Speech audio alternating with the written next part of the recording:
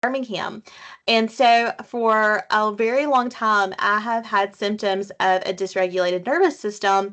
And in those days, this was in the late 90s, we were told when I was diagnosed by one of the top cardiologists in the country at the time that really there's nothing that you can do to make your nervous system regulate. You have something that has gone wrong. Maybe it was a virus, maybe it was an injury. We really don't know. Maybe it's genetic, maybe it's all three. It's usually more than one thing, actually, in my experience. But you're not going to be able to do anything. You're just going to have to manage symptoms. And I don't know about you, but as a 12-year-old little girl, that was very difficult to hear. And so I have spent my life learning about the body. That's why I went back to nursing school. That's why I teach nursing and research, because I've just always been fascinated with how do we get better. I've never been willing to accept the status quo. And so this is one of the most exciting classes I have really ever put together, and I'm happy for y'all to be here with me. And just know that I'm still learning. This is such new research that we're all still learning in this space. But today we just really want to understand the nervous system better, talk about some techniques to help with nervous system regulation that are science backed, and then help you start the beginnings of a personalized healing plan for yourself. And of course, give you lots of good resources to do your own research. That's important. So, having a sensitive nervous system makes you more prone to many different things, including anxiety and burnout and just chronic symptoms. And those can be lifestyle symptoms, or those can be health symptoms, or both. And so, a lot of times we realize that we are experiencing a challenge and we're not really even sure if it's health related, but we just feel overwhelmed, or we feel stuck, or we feel stressed more than usual, or something just feels a little out of alignment. I don't know if y'all feel that, but I feel that occasionally.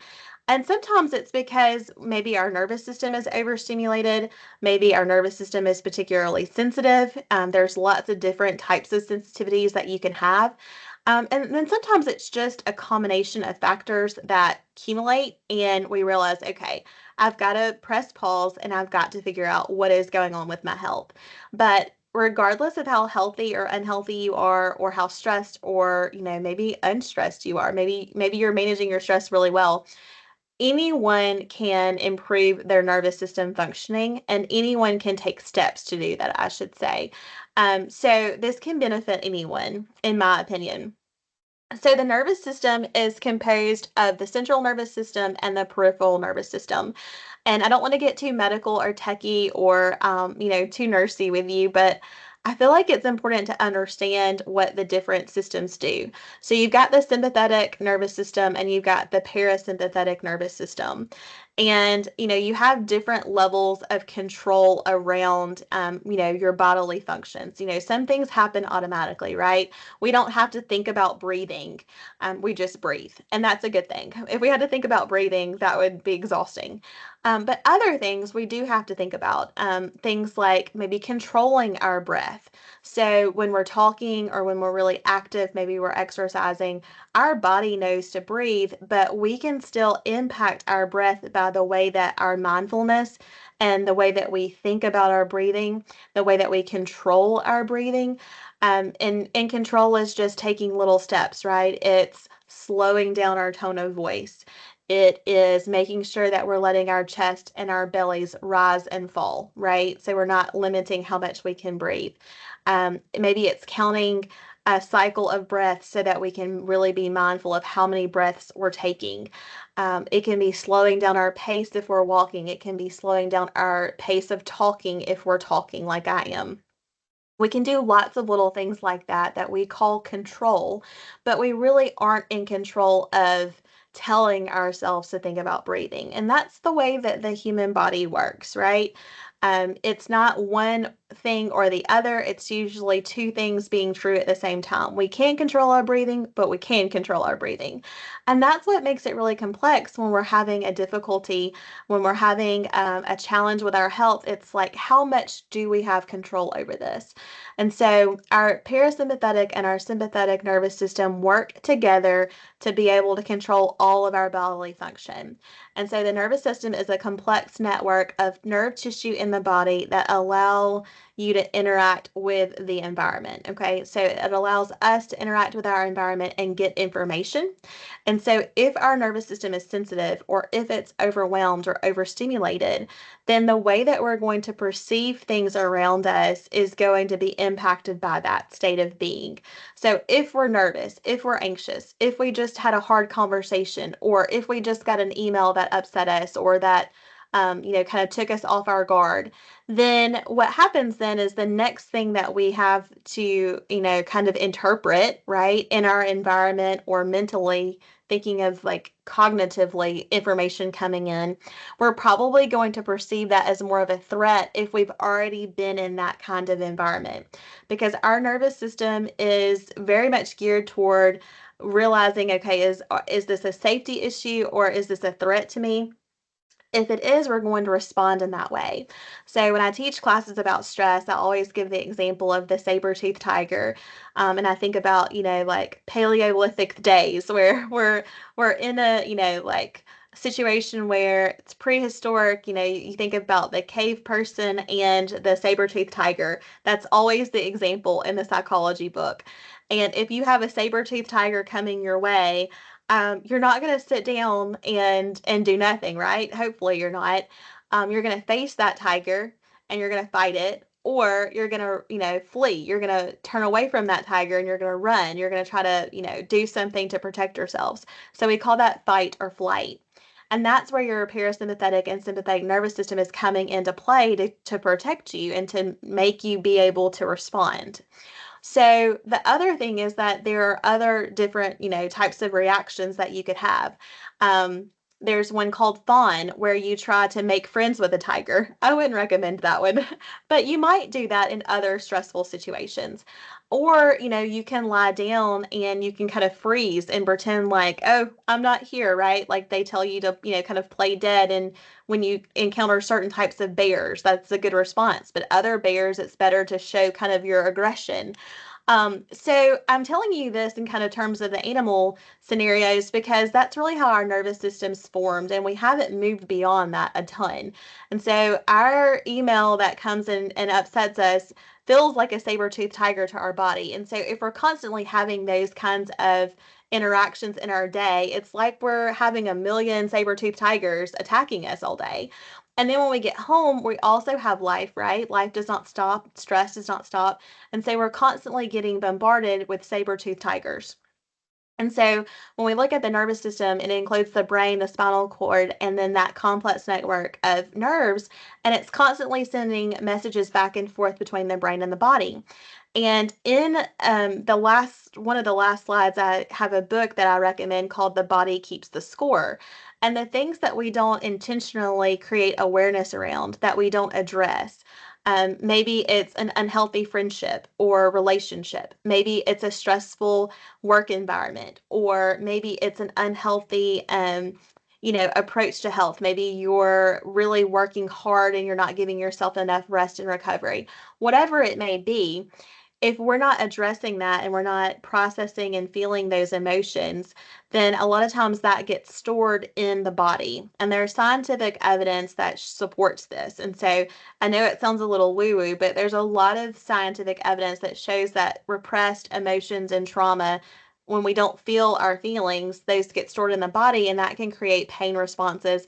And that can actually impact our overall nervous system sensitivity and what we call dysfunction or dysregulation.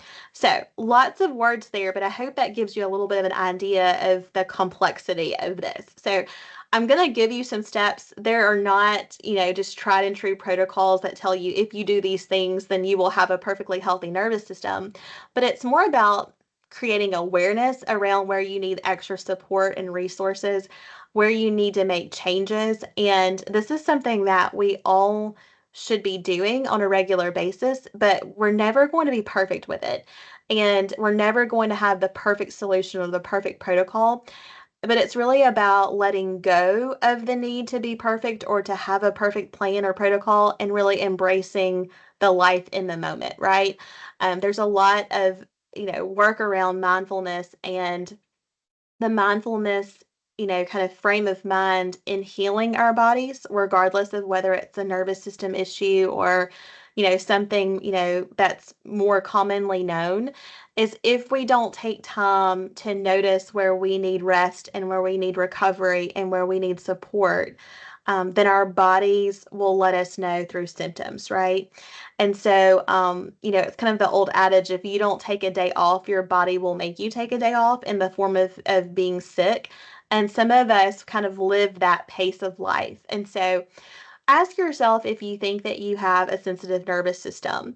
And that can be a lot of different manifestations. So, it could be that you're, highly sensitive to taste or smells or touch or different, fabric or just stimuli, maybe loud noises.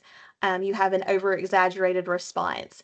Maybe, the feel of certain fabrics bother you. Maybe you don't like tags in the back of your clothing. Some of the things I'm mentioning sound a lot like things that you would say, oh, only if you're on the autistic spectrum would you experience that, or only if you had a traumatic, nervous system injury would you have that. But really, we all have some tendencies. And so we can have heightened sensitivity even if we don't have those kinds of conditions. And so, or those types of diagnoses. So it's important for us to recognize that.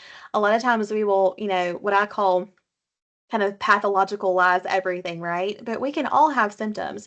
It's like the notion of any of us, all of us, could have high blood pressure today. If we were to go out and get stuck in 5 o'clock traffic, we probably all would have a little bit of a spike in our blood pressure. But that doesn't mean we all have hypertension, right? Which would be the diagnosis of sustained high blood pressure. It's the same thing with this. So, quick stress responses. So, if you've kind of had that knee jerk reaction when you get an email and you're like, oh my goodness, can you believe the tone of that email? Or, oh, they must have meant this, like assigning meaning that wasn't really there. Or you're quick to, say something to someone who says something, rude to you. That could be a quick stress response because your nervous system is just overwhelmed. And when we feel threatened, our reaction is to respond because we are trying to protect ourselves. Emotional sensitivity. So having intense emotions to things that are hard for us to what we call self-regulate, right? We can't kind of pep talk ourselves or kind of coach ourselves into, maintaining our composure. And let me say something about that.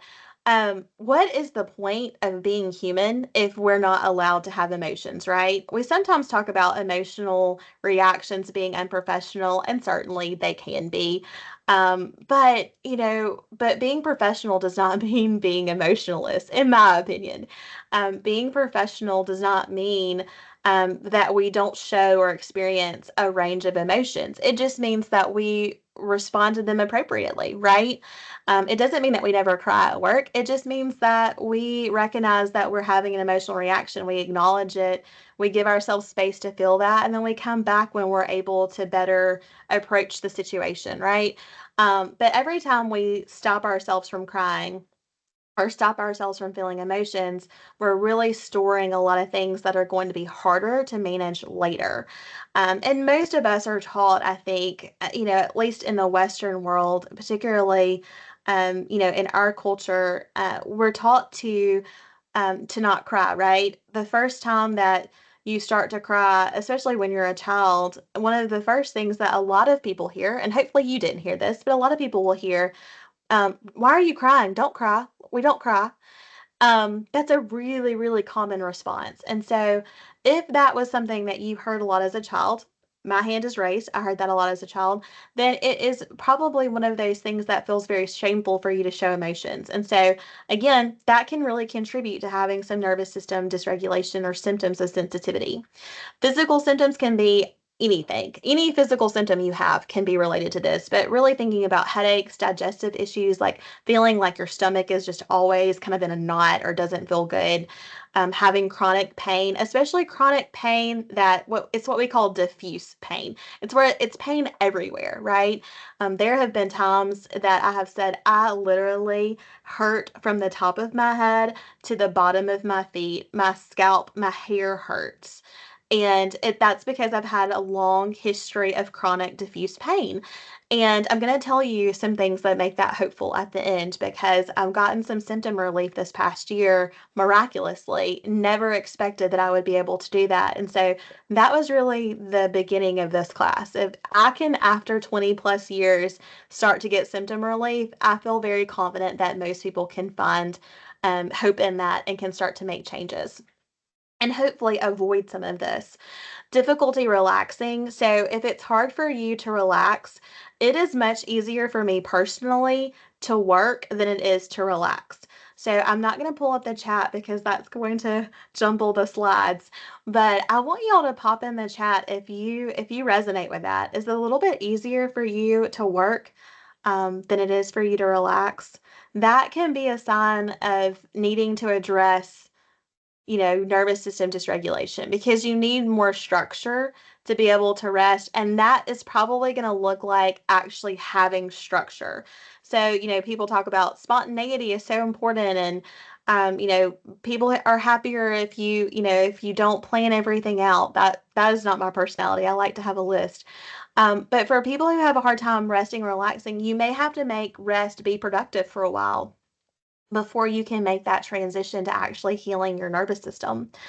Tendency to worry, so having heightened awareness of potential threats. I say that I learned this in nursing school. We actually learn, at least we used to learn in nursing school, that, we learned this on the first day, guys. We needed to be catastrophic thinkers because if we're a catastrophic thinker, then we're always thinking about how to protect our patient and how to get ahead of problems. Well, y'all, I heard that in nursing school on literally the first day of orientation, and I took that to heart. And I'm like, oh, catastrophic thinking is something that I do amazingly well. I don't even have to think about that. I'm an overthinker by nature, and I can catastrophize anything. So this is the major for me. But the thing is that we clock out as nurses, literally, but it's hard to clock out of that overthinking mindset, and it's hard to turn off that kind of catastrophic thinking, and that will burn you out. And unfortunately, it's not just nurses that do this. It's not just nurses that are taught to do this. A lot of professions are. When you're a parent, you do that. When you're looking after someone else, maybe you're not a parent, maybe you're a grandparent in this stage of life, and you're parenting adult kids, or maybe you're just a human and you're sensitive to the things that could go wrong. I think that that's a sign of intelligence, especially emotional intelligence, but that also can burn you out. And then difficulty sleeping. I don't know of anyone right now that isn't having some kind of difficulty with sleeping. But the thing that's most frustrating is that I used to have difficulty sleeping because I wasn't getting enough hours of sleep. And that's what we always talk about. And when I had young kids, I have 5 kids. I have 2 sets of twins. And so for about 4 years, did not sleep through the night because there was someone always up, always needing to be fed or looked after. And so I had a lot of hope back then because I'm like, well, I'm not getting hours of sleep. That's why I feel tired. Well, then when I got to a stage of parenthood where I could sleep through the night and I still didn't feel good, that was actually more upsetting to me because I'm thinking I'm getting 7 to 8 hours of sleep and I still feel like I'm getting 4 or 5 or 6 hours of interrupted sleep. So quality of sleep matters as much as quantity of sleep. We just unfortunately don't always talk about that enough. So again, sleep is a huge thing. It's foundational to our health.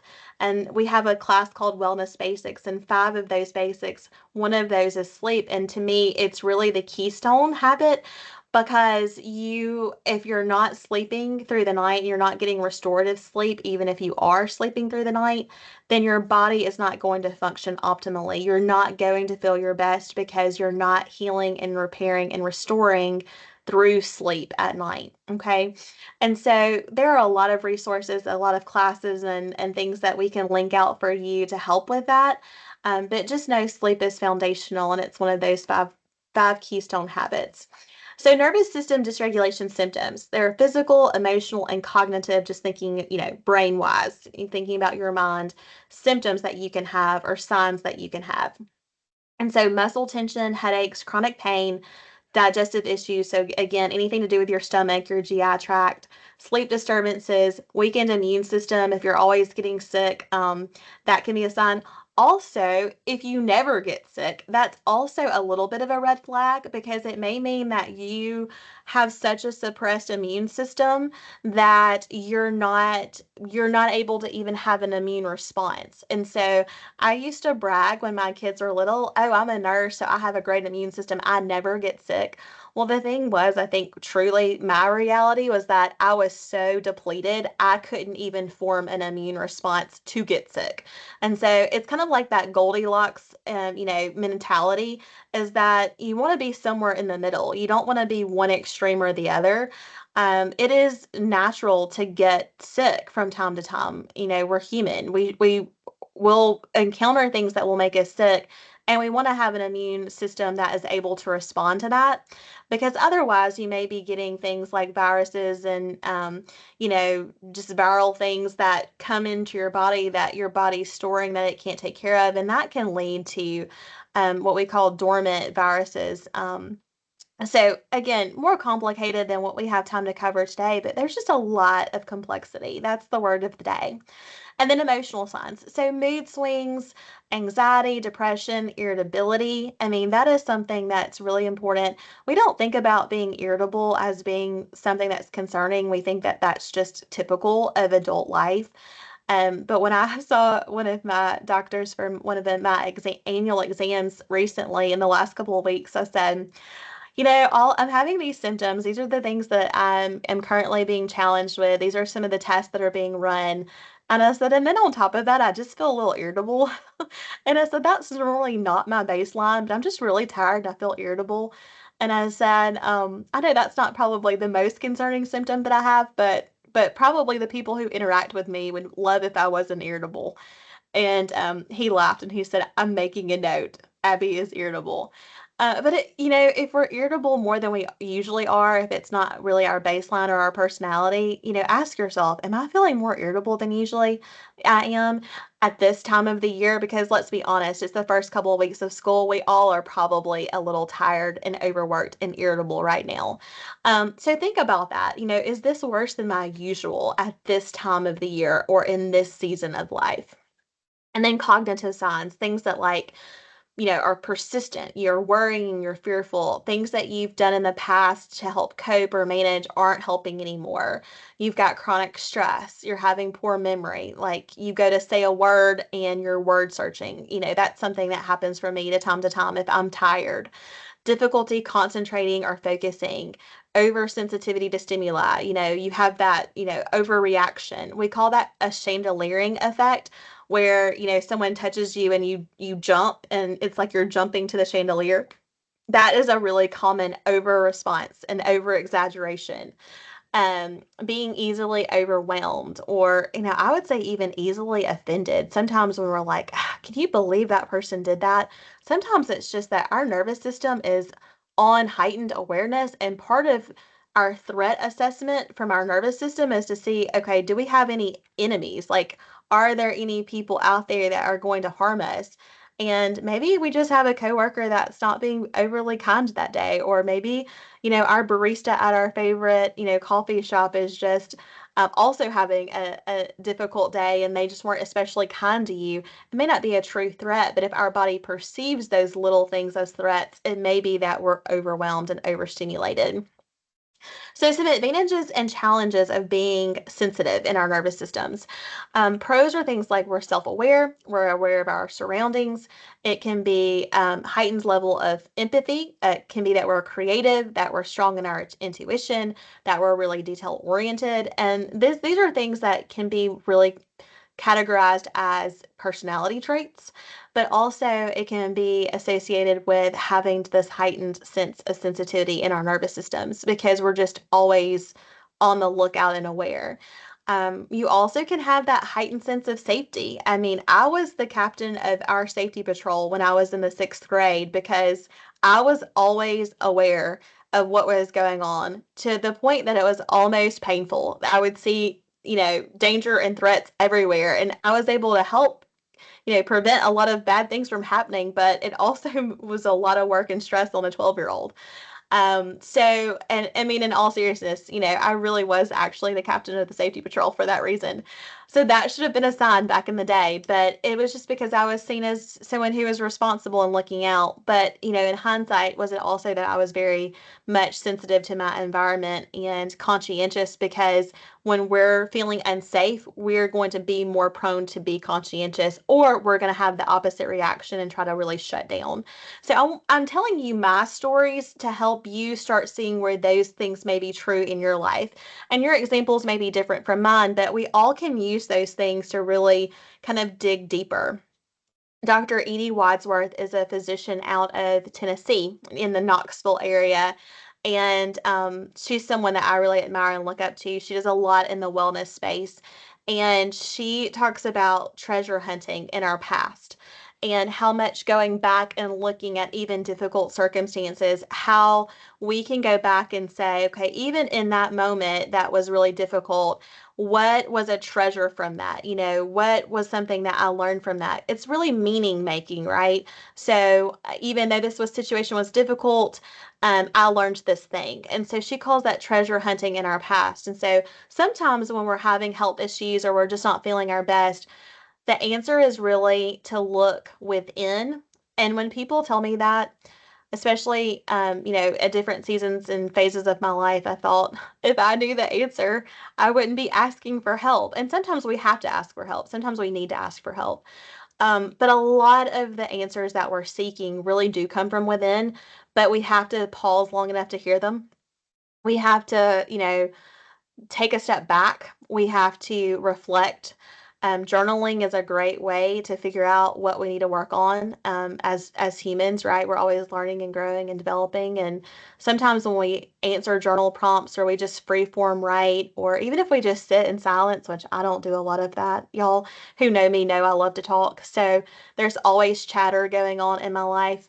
But when we pause and we start to think about, themes of our life or treasure hunting in our past, we can really start to see where we need to make changes. And that is going to impact our nervous system in the most positive way. Some cons of being sensitive in our nervous system or having dysregulation is that we can feel overwhelmed really easily. We can have difficulty setting boundaries. For me, my default is always yes, and I'll figure it out later. That's kind of been my mantra for most of my life. I don't understand people whose default is no. I'm afraid of I'm going to miss out on opportunity if I don't say yes. And I would regret the no's more than the yeses anyway. But sometimes we have to be really strategic about our yeses. That may be an issue for you. Think about that. Physical symptoms, what symptoms are you having? Especially ones that are unexplained. Sensitivity to stress and then emotional intensity, that chandeliering effect, but in our emotions. And then it's essential to kind of recognize, if that's something that we are kind of, as a personality really tend to be like that. And is it more pronounced right now for some reason or another? I think that it's a gift to be who you are. So whether you're highly sensitive or whether you're not, we need all people to be who they are and to embrace that. And I think the more that we celebrate individuality in that way, the better our world will be and the better our health will be. So the importance of nervous system health, you want to cultivate good emotional well-being. You just want to feel your best. You want to do your best. You want to feel your best. You want to be your best, right? Your favorite version of yourself is what I tell people. You want to be able to respond effectively to stress because no one likes to feel stressed, right? It's a natural, normal part of life. Stress is necessary because, we have to have some level of response to stress to just survive, to live our life. Stress is necessary. And if we can see stress as necessary, if we can see stress in a neutral way, if we can't make stress be positive, if we can't find the treasure in it, we at least need to try to find it being a neutral or necessary part of our lives. And then cognitive function, of course, when we're not distracted, we can focus better and we can feel better cognitively. And then physical health, our heart rate, our digestion, our immune response, all of that's going to be better regulated. Our quality of sleep should improve. Restful sleep is so important, like I mentioned earlier. We can be more adaptable, so we can enhance our ability to adapt and respond. And adaptability is really tied hand in hand with resilience. So, resilience and mental health are what I study professionally in my research, and being able to be adaptable and flexible and being able to change our mindset when we're experiencing a problem is really kind of the hallmarks of being a resilient person. So, it's not so much about how you bounce back, right? It's not about I have a problem and like a bouncy ball, which is what we always see the image of, right? It's not that we bounce back to exactly where we were and that we're just somehow perfect, but it's really that we continue on in the face of adversity or challenges. And you're not probably going to bounce back to baseline and be who you were before that challenge. Hopefully, you're going to learn and grow and even be better. And then a healthy nervous system really is essential for just overall well being, whether that's mental or physical wellness. It's really, really important that we can live in our environment and feel safe and feel well. So, understanding your nervous system, things that will help with that. I mentioned self reflection, so journaling. Sometimes that's just writing in a journal, sometimes that's answering prompts. There are a ton, if you Google self reflection prompts, you can Google those online. I love to put that in Chat GPT and say, please write a list of 10 prompts for me to consider as I journal about XYZ thing. And ChatGPT will, in 30 seconds, give you a list. It's amazing.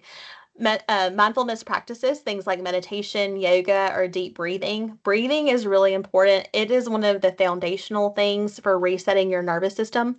There are a ton of apps. I love the Fit On app. Miranda introduced me to it during COVID, and it's phenomenal. You can get a paid application for it and do a subscription, but the free version is amazing. It's one of the best free apps I've ever downloaded, and they have a lot of mindfulness, meditation, breathwork practices, emotional awareness, just realizing, you know what, I feel overwhelmed, and that's okay to admit, and that's okay to tell people. Healthy lifestyle choices. So, all the things we know to do, like the five wellness basics: sleep, hydration, nourishing our bodies well, doing mindfulness and meditation, and then, intentional movement. So, actually walking, and having a dedicated walking program, or going to yoga or swim class or CrossFit or Orange Theory or the gym. I love doing weight training. I think that's a great one. It's my favorite one to do. There's nothing like lifting heavy weights that make you feel really empowered and strong. And so those are a lot of the things that you can try. There's a million ways to exercise, but intentional movement beyond just, walking to your car and back. You want to make sure that you're doing something 3 to 4 times a week at a minimum for about 150 minutes. And you want to be pushing yourself to the point that you can still have a conversation. You may be a little breathless, but you can still comfortably talk to a friend if you're walking with them or working out with them. And then, again, you're looking at educating yourself, learning about the nervous system. There are a ton of free resources online, listening to your body. Nurses, particularly, are great at ignoring our body's cues. And I think that we do a really good job, even in like K through 12 school, of teaching kids to ignore it, right? Like we'll raise our hands when we're a child and say, I need to go to the restroom. And our teacher will say, 9 times out of 10, can you wait?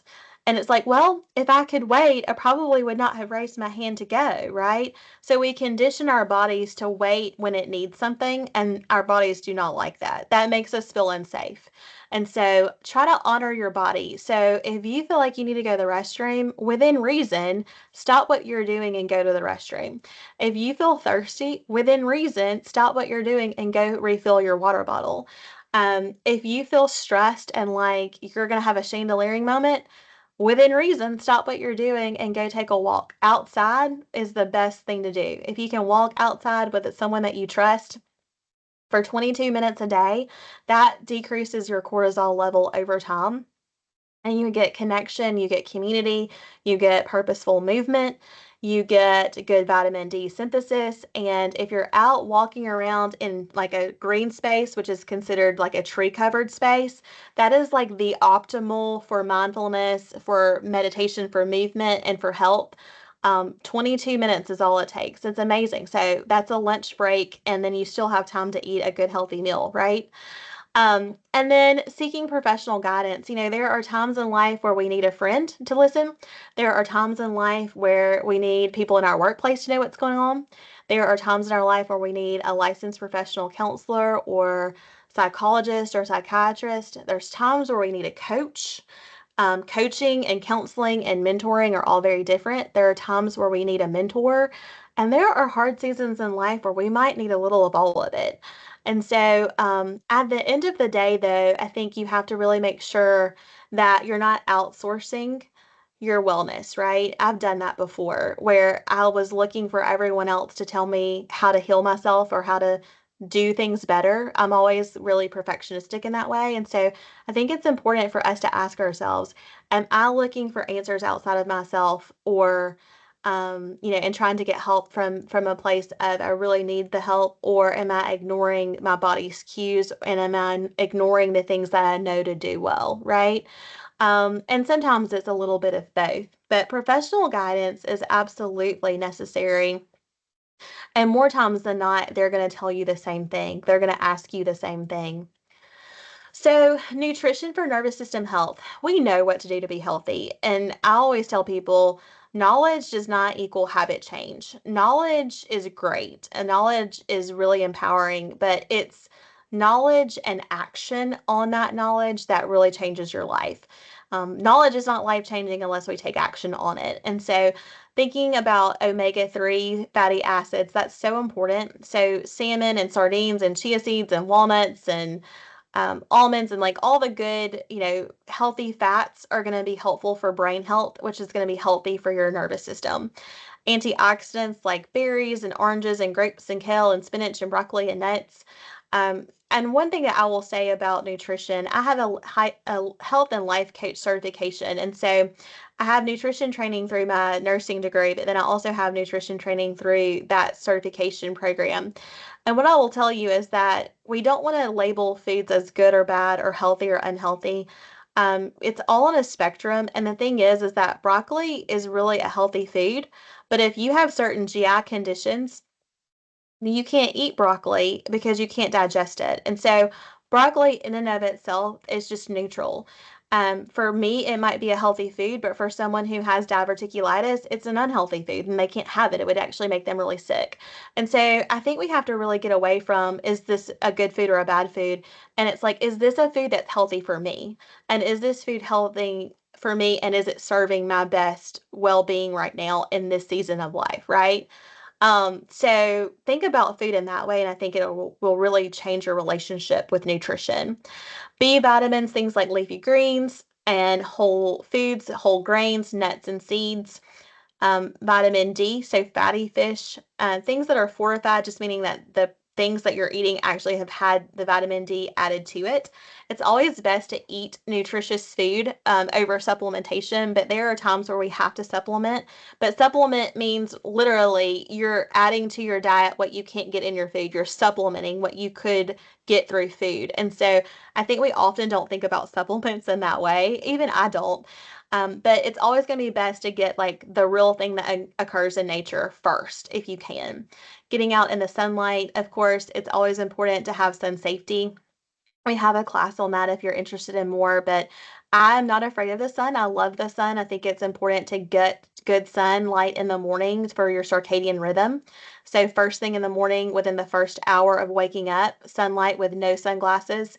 If it's in the early morning hours, you're going to get some good sunlight on your skin without having to be overly fearful of sun damage or skin cancer risk increasing, that sort of thing. Of course, if you're in the hours of 10 to 4 in our area, you need to be more mindful of, protecting your eyes and your skin and things like that, particularly your scalp and the back of your ears and your neck that people don't think about. Magnesium, nuts, seeds, legumes, and leafy greens. Magnesium is really popular to supplement and it's popular as like a bath salt and as a lotion or as a spray. And I have to do that because I get depleted in that. If you have depletion of magnesium and vitamin B, chronically, it's probably either an absorption issue in your stomach or chronic stress or both. So kind of be mindful of that. Talk to your practitioner. before you make any changes to your diet or lifestyle. That's important to note.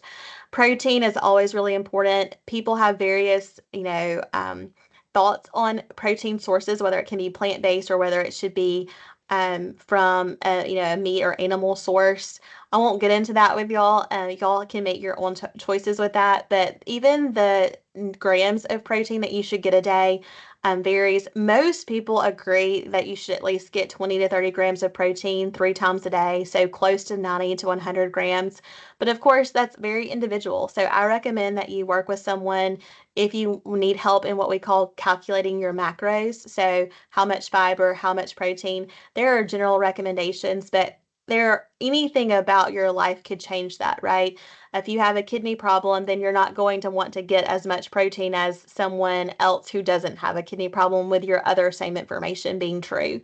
Iron, so lean meats, poultry, fish, legumes, zinc, meat, dairy, nuts, seeds, and whole grains. So you see a lot of overlap here. Hydration is important, but just hydration is important by itself. So water in any form is going to be better than my favorite drink to drink, which is Coke or coffee. But filtered water is best, and filtered water with electrolytes is even better. And then whole foods, there's kind of this movement, it's called JERF, just eat real food.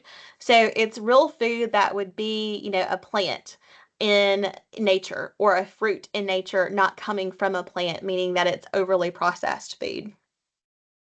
And then here are 7 ways to regulate your nervous system. When I was researching this, I had help from a graduate student last year, and we had such a hard time of coming up with just 7 because when you type this in any search engine, it pulls up hundreds of ways to regulate your nervous system. And if you get overwhelmed by that, it's really antithetical to the entire presentation, right? So pick what works for you. I say to pick 1 or 2 things to start with just to do them well and make them a habit. It takes about 66 days to form a true habit. 21 is the minimum, but 66 to 90 is really closer to actually changing your habits without having to think about it. And you want to get to the point where you don't have to have a habit tracker to do the thing that you're wanting to implement, right? So most of us don't have to brush our teeth on our to-do list in the morning. We want to get our habits that are going to be healthy for us. We want to get them to the point that even if we were late for work, we're going to brush our teeth, or at least I am, right? Even as a nurse, if I'm late to work, I'm still brushing my teeth before I leave because that's not going to be a good day for me. And so we want our habits to be that, what we call keystone or foundational, meaning that we would do that even if we were running late and we wouldn't have to think about it. It wouldn't have to be on a to-do list. So tapping your heels on the ground. One of my favorite things to do this is basically you're just doing heel taps. So you're standing up on your tippy toes and you're coming back down on your heels. And you're doing that with your breath work. And so anytime you're doing something that requires work, you're going to exhale on the hardest part of that. And then when you're relaxing and you're kind of lowering back down, you're going to breathe in. And so one of the things that you can do is heel taps, where you're breathing with that motion and you're going up on your toes and you're coming down to your heels. Hit the floor gently and doing that until you start to feel regulated. You can do that for 30 seconds or more, but of course you can do that for a few minutes. If you want to make it an exercise, you can do it with weights. So light weights, I mean, even 2 to 3 pounds is going to be better than nothing. But that can be really helpful. I noticed this was very impactful for me when I was doing this in the gym. I was doing it for leg exercises because my personal trainer told me to do it, but I noticed that I was doing it very similarly to how you're supposed to do it for regulation of your nervous system, and it worked. I felt less stressed after that. No phones in the bathroom. I know this is kind of a silly one, but put your phone down when you're going to do things like going to the restroom or, going to get water at the water cooler or going to pick up your mail in the mailbox at home or at work. Just think about how often and how much our phones are in reach. Mine is sitting right here beside me. And so if your phone is always in reach, a lot of times it's for practical reasons, it's for safety, communication, but find times where you can really disconnect. And a lot of times in the bathroom, that's a place where you can actually get to the point where you're so trained to have your phone and to distract yourself as you're going to the restroom that some people actually have a difficult time not being able to go to the bathroom if they don't have their phone with them. So think about if that's something that you're struggling with, because then that's a true sign that you probably need to think about your phone usage. And said with no judgment, right? Because it's a habit a lot of people do. Progressive muscle relaxation, so engaging in the release of your muscles, and usually you go head to toe. And you listen to music. You can do this as a guided meditation, and I think that's perfect. I can't do progressive muscle relaxation on my own. I mean, I can, but it's not fun. So I have to listen to someone telling me, okay, now relax your shoulders, drop them from your ears, and it will go through the different muscle groups, and you almost fall asleep sometimes when you do it because you don't realize how tense you are all the time. Also, notice where you hold your tension. So, I hold my tension in my shoulders and in my neck, and that's true of a lot of people. Some people hold it in their backs or in other places of their body, but usually mine's in my shoulder, in my neck. And so that can contribute to a lot of back pain and neck and muscle pain and even injury. And so think about that for you. Where do you feel tense? Some people will feel it in their chest. Have an anchoring thought. So something that you can repeat to yourself when you feel stressed. So one that I have always said to my students, because nursing students are, notoriously stressed, I'll say, everything is figure outable. Like we can figure it out. Don't worry. So I'll say everything is figure outable. One that I've adopted recently is, because I'm a very serious person, I'll say to myself, no one else, but I'll say to myself, it's not that serious. When I go to get upset about something now, I'll say, Abby, it's not that serious. Even though that makes me have a visceral response. And I'm like, "Ah, it is that serious." But I will tell myself it isn't because I need it to not be that serious. So think about, what would that be for you? A cold shower, just finishing your shower as cold as you can go for the last 60 seconds is really, really powerful. It's not been studied a lot as like cold plunges or cryotherapy because it's hard to regulate and measure your shower and the amount of water you're getting and how much body coverage you're getting with the water. And so there's not a lot of evidence to show that cold showers or ending your shower with cold water is as impactful as a cold plunge or cryotherapy, only because there's too many variables to control. But most experts agree that it's better than not ending your shower with cold water. And it definitely can impact your mood and your energy levels as you fall asleep. And so it's really helpful at any point during the day, but particularly it can be helpful at night to help with sleep, but in the morning to help with mood and energy. And if y'all are interested in that, that kind of goes hand in hand with longevity, which there's a lot on Dan Buckner's Blue Zones, but also Chris Hemsworth has a lot of information out there about longevity, and he has a series on Hulu and Netflix about his longevity experiment, and it has a lot to do with nervous system dysregulation and mental health. So y'all might be interested in that. And then listening to brown noise, but also there's pink noise, there's green noise. We've always talked about white noise, but there's so many other types of colored noise, frequencies out there, and it'll be a color, it'll be pink or green or brown or white. And so you can go on something like Spotify and type in noise or like healing hertz, and it will give you a playlist that you can listen to as you meditate or close your eyes. And it is amazing. I love to do that while I lay on an acupressure mat. Because that's not always the most pleasant feeling. And so I'll listen to Healing Hurts, I'll lay on my acupressure mat, and I will use my red light therapy device. That's a little handheld device. I will do all three of those things, and that's something that I do as what I call a wellness stack, so that I'm doing three healing things at one time, and I'm not having to spend a lot of time. I can do all of that within 20 minutes, and that's how I can incorporate it into my daily life without spending hours and hours. And that helps all with nervous system dysregulation. And then cutting your caffeine. Anyone who knows me personally knows that I have not gotten this one solidified in my routine. I'm still very reliant on caffeine, but caffeine actually blocks our adenosine receptors. And so I'm changing my relationship with caffeine. I love it. I love a good Coke. I love a good coffee. It's something that's kind of part of my personality, to be honest with you. it's not just something I enjoy doing. It's kind of a hobby. And so, what changed it though recently is reading an article about caffeine actually will block the adenosine receptors in your body. And those receptors are what make you realize that you're tired. So, when you have caffeine all day, particularly like high dose things like caffeine and with coffee and sugar, then that makes the effects kind of amplified and multiplied. And so when you get to the end of the day and you crash, it's because you were blocking the adenosine receptors that were supposed to tell you to rest and relax and to like, take it slow.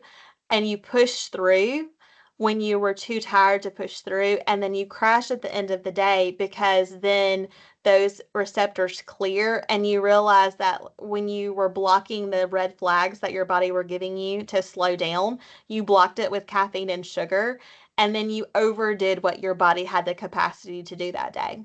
And when I read that, it changed my whole viewpoint on using caffeine. So one thing is to wait an hour or so after you have gotten up in the morning and to drink your caffeine with a little less sugar and to drink your caffeine or especially your coffee with food. And that will give you time to at least clear some of those adenosine receptors in the morning so that you're not starting the day feeling like a superhero. And it's really just because you had caffeine and sugar. So I hope that helps y'all. And I'm sorry if I ruined coffee for you guys, but that changed my viewpoint. Dopamine and nervous system dysregulation. So dimming your lights to kind of be with sunset, exposing your eyes to sunlight in the morning, eating tyrosine rich foods. So those are going to be things like that we mentioned earlier. You can do a quick Google search. So things like soy, beans. There's a lot of foods out there that have tyrosine in them that will help with just feeling better. Things like fish and eggs and dairy products. And then nuts and seeds, I feel like is the answer. Nuts and seeds and breath work are the answers for today. Ingesting less caffeine, avoiding extra supplements and things that are going to get your circadian rhythm off track, using the belief effect smartly, so things like that mantra that we talked about. And then, really associating winning with the effort that you put in, because sometimes we work really, really hard and we don't see the output of that effort. But what you have to realize is that you didn't start to feel, poorly or start to develop health issues overnight. And so you're not going to always see symptom relief overnight. So it's really putting in the work even when you're not seeing the results and staying really positive about that. And then just in summary, we want you to feel like you understand that well-being is just a series of decisions that you make every day and that it's not one thing, it's a million things, right? And so it's just really uncovering the different components of that for yourselves. So some resources that I've listed here, Heal Your Nervous System book and The Body Keeps the Score. I've personally read both of those. There's some online mental health platforms like BetterHealth and Talkspace, some apps that I mentioned. Also, the Fit On app is another great one. And then some Instagram accounts. Life with Kate is a really great one. Um, she has a lot of resources for free online, and I think you would enjoy that. And then another website here for you. And then this is a link out to some archived wellness and work-life webinars that may also help support your overall wellness. Then we're going to have some time for Let's Chat, but we'll move on because we're getting close to our time and I want to have time to answer any questions. But we would love for you to follow us. I'm so happy to be a part of the Wellness and Work Life group. We've got Carolyn and Sierra and Miranda, who you see a lot of times on the wellness calls with me. They really are wellness work life, and it's a privilege to get to be a part of the team. And then here we have some time for questions. So I'm going to see if I can't find you guys.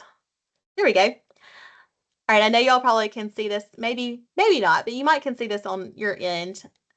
I would love to answer any questions, and I'm going to go to the chat and see if there's anything I can address. Yes, red light therapy. So Jennifer asked about that. I use the Loom box, and they will put those on sale